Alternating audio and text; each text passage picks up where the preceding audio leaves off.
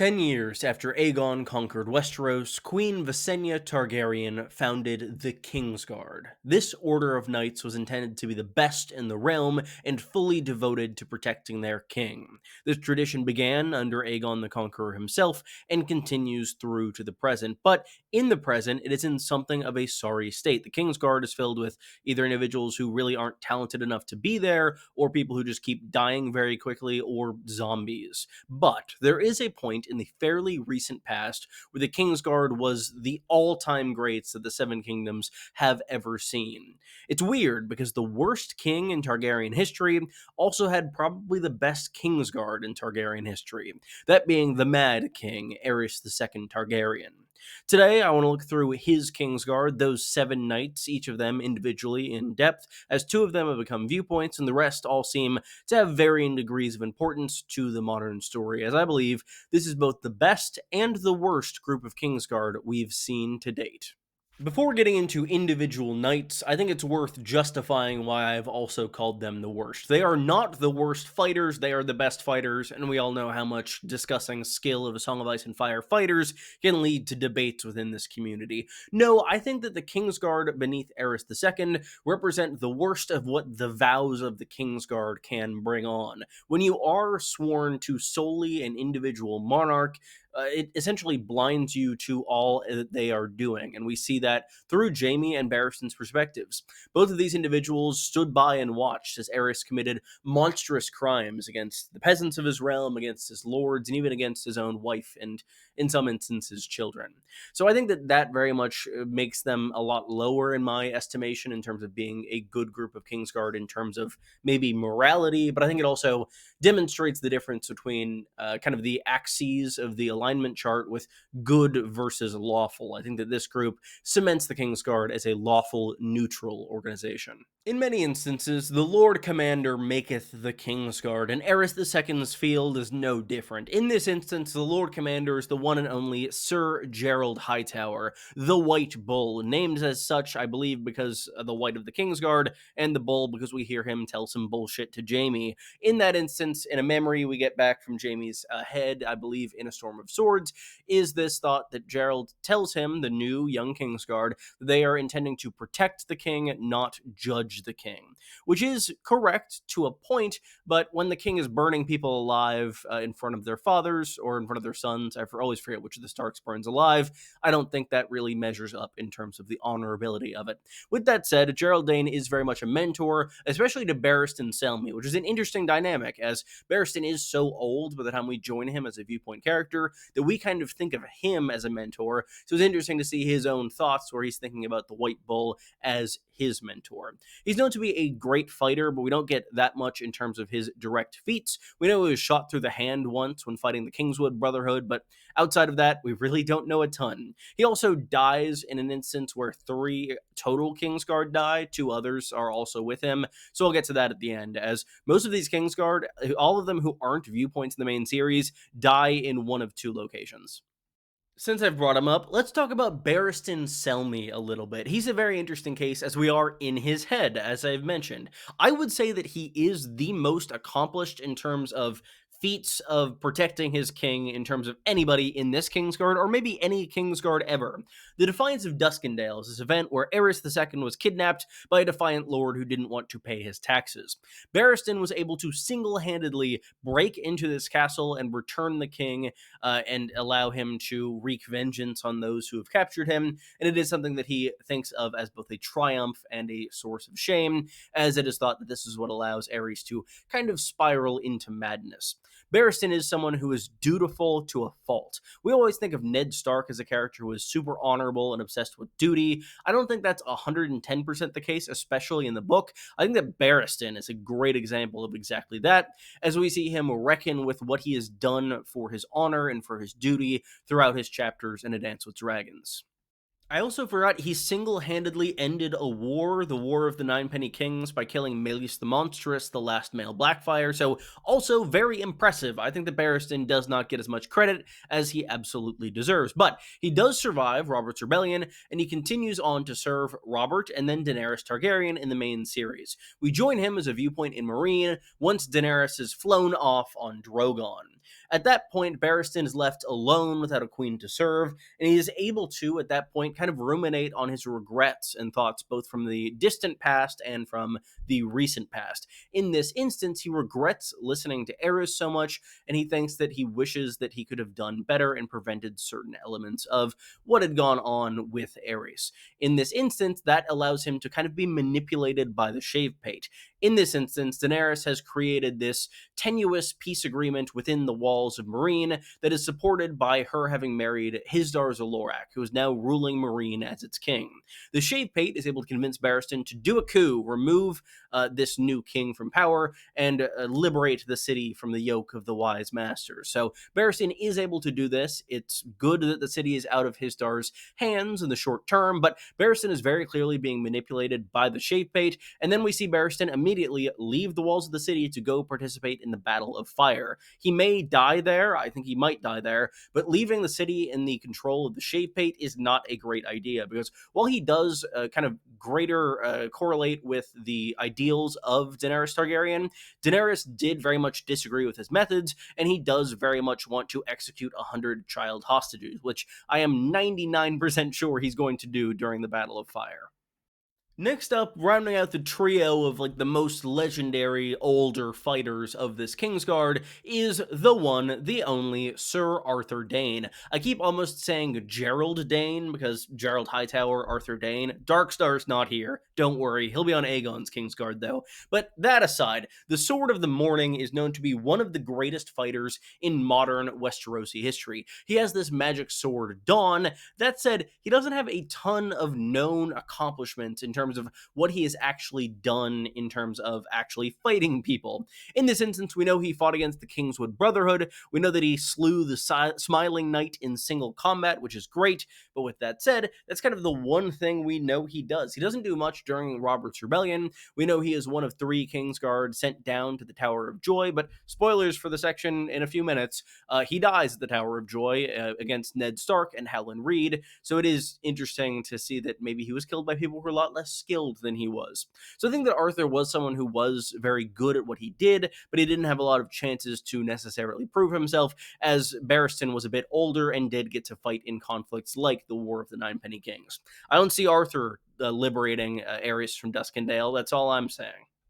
I think Arthur Dayne's best role is as this shining example of chivalry past. I think it's super interesting because every character who has at least somewhat of a relationship with knighthood and duty and honor thinks about Arthur Dayne in effusive and glowing terms. He's the perfect example of what a knight should be. There are 2 notable examples of people not necessarily loving Arthur Dayne. One of those is Darkstar, because he's an edgelord and doesn't like his uncle. There's another very funny instance where Connington is kind of happening upon the Golden Company camp. He thinks it's very well ordered and well fortified and well protected, and he thinks that it's a camp that even Arthur Dayne would have approved of. So I think that gives the impression that either Connington was maybe a little incompetent, which of course not, that wouldn't be it, or Arthur Dayne was a little bit particular about certain things, which I think is a fun bit of characterization for this long dead knight. But I think the best role of the Danes, Arthur and Ashara, is haunting the narrative overall.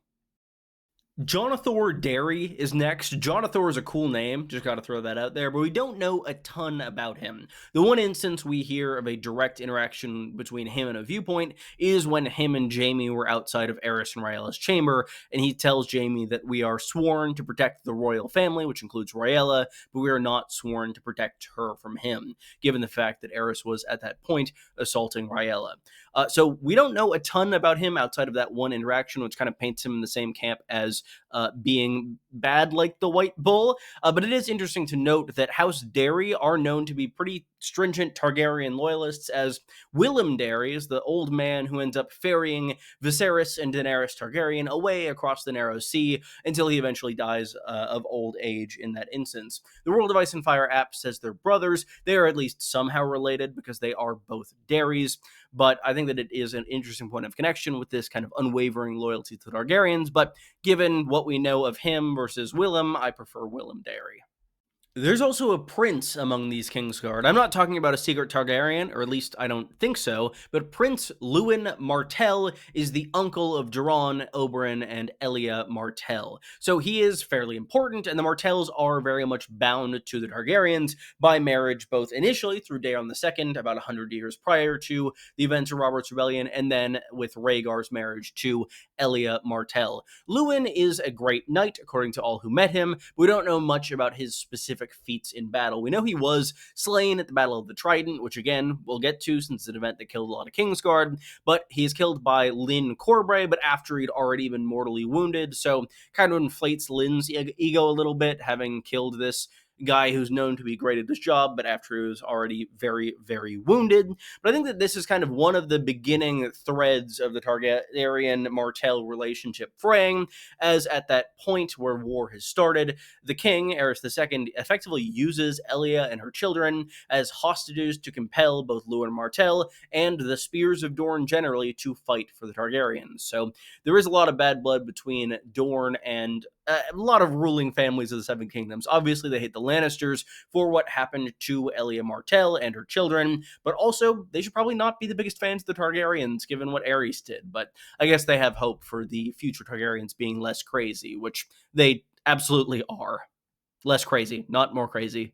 Oswell Went is one that I always forget about, but who has interesting connections to the events leading up to Robert's Rebellion. He is the brother of Lord Walter Went, who I assume loves to cook, who is the Lord of Harrenhal. And the tourney at Harrenhal is this massive event that leads up to Robert's Rebellion and creates a lot of tension that ends up exploding into this war. Most notably, it seems to be where Rhaegar Targaryen and Lyanna Stark meet for the first time, but also there are thoughts that this maybe was something that Aerys was not supposed to come to initially, and then Rhaegar ends up using it in that instance to create this plan to usurp his father, but then Varys essentially brings this rumor to Aerys II Targaryen, and then Aerys ends up going to the tournament, and any plans to usurp him are fully foiled. So it is something that doesn't end up happening, but it does create this interesting connection between Oswell and Rhaegar, as he does seem to be one of the knights who is more loyal to the prince rather than the king,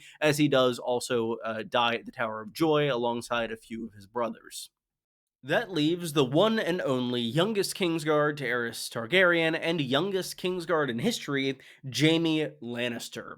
Jaime was not so blinded by duty and honor as his brothers as to not do anything, as he does end up forestalling any action for a long time, but we see these doubts building in him throughout all of these flashbacks to his time as a guard of the Mad King. He was kept close throughout the war, as Aerys did not want to risk the Lannisters entering on Robert's side, so he wanted to keep Jaime close at hand in case he needed to fully imprison him and use him as a hostage to compel Tywin to act. But through that time, Jaime observed the worst of the worst. Everything that Aerys II did, all of his madness, all of his darkness, and it eventually drove Jaime to killing him. Many think that Jaime just killed him because, he wanted to kill the king and the city was being sacked, but really, the reason that we all know as readers, but the world of Westeros does not know because Jaime, for some reason, didn't tell anybody, is that this was done in order to prevent the city of King's Landing being exploded with wildfire, as Aerys wanted to kill everyone rather than allow the Lannisters to take the city, as he thought he'd be reborn as a dragon and be king of the ashes. I almost classify Jaime under Aerys's reign and Jaime under Robert's reign as two entirely different characters. The Jaime we know at the start of the series is calloused and cold, and he has built up this shell for himself, hiding beneath the name of Kingslayer. Back in Aerys's day, he's just this idealistic kid. He signs up to be a Kingsguard because he thinks it's this great honor, and he'll get to be alongside his sister there in the city, but she ends up getting sent back to Casterly Rock, and he ends up sworn to a king who is the worst king to ever live in Westeros. So I think that this very much not only kind of takes the wool out from over his eyes and allows him to view kind of the depths of the human condition and what humans are capable of, but also having to take such drastic action and not telling anyone why he did it allows Jaime to kind of withdraw into himself and become the worst version of himself. Getting into the ways these Kingsguard died, the first thing that wiped out a bunch of them was the Battle of the Trident. This was a big climactic event in the war, and it was where Prince Rhaegar Targaryen ended up being slain by the eventual king, Robert Baratheon. Barristan the Bold is the only Kingsguard to survive this fight. That is very impressive on his part, as he did take a dozen wounds, supposedly. But we also know that several other Kingsguard did die. Specifically, we know that Jonathan Darry died there, as well as Prince Lewin Martell. But that said, more Kingsguard died in the other event. In the early part of the war, Rhaegar Targaryen ran off with Lyanna Stark to the Tower of Joy, this castle in Dorne, a single tower, where he brought 3 of his Kingsguard with him. He eventually left to join the war and die, leaving his kidnapping victim alone in the tower with 3 of his personal guards. This is where Jon Snow was likely born, if you believe the theory that is objectively correct. But these 3 Kingsguard are left behind and eventually meet Ned Stark and his group of people who come to get his sister back from this place where she has been stowed away. We see 3 Kingsguard die there: Arthur Dayne, Gerald Hightower, and I believe Oswell Went. I keep mixing that name up with Walter because I want to say Walter Went, Walter White. Regardless, I think these 3 Kingsguard were likely the ones who were more close with Rhaegar, and because of that, I think they ended up keeping his secret and remaining there at the Tower of Joy to keep his prophecy baby safe. I view the Kingsguard of King Aerys II Targaryen as a cautionary tale of what happens when those who are the best and brightest and most skilled in their fields bow their heads and swear blind obeisance to an individual clearly beyond their own mind and in the depths of evil. I think that a lot of people in Ice and Fire tend to idealize a lot of these characters. We see Jaime and Barristan looking back fondly on the skill of their brothers in arms, but regardless of their skill, each one of them met a grim fate in the service of men who did not deserve it. Thank you all so much for watching. If you enjoyed this video, be sure to leave a like and subscribe. I'd really appreciate it, and it does really help grow the channel. I'll have many more videos on A Song of Ice and Fire, House of the Dragon, Game of Thrones, Dunk and Egg in the very near future for you, so I hope you will join me for all of those. I actually have a House of the Dragon Season 2 retrospective coming out pretty soon after this video, so be sure you stick around for that one. Thank you again for watching. Goodbye, everyone.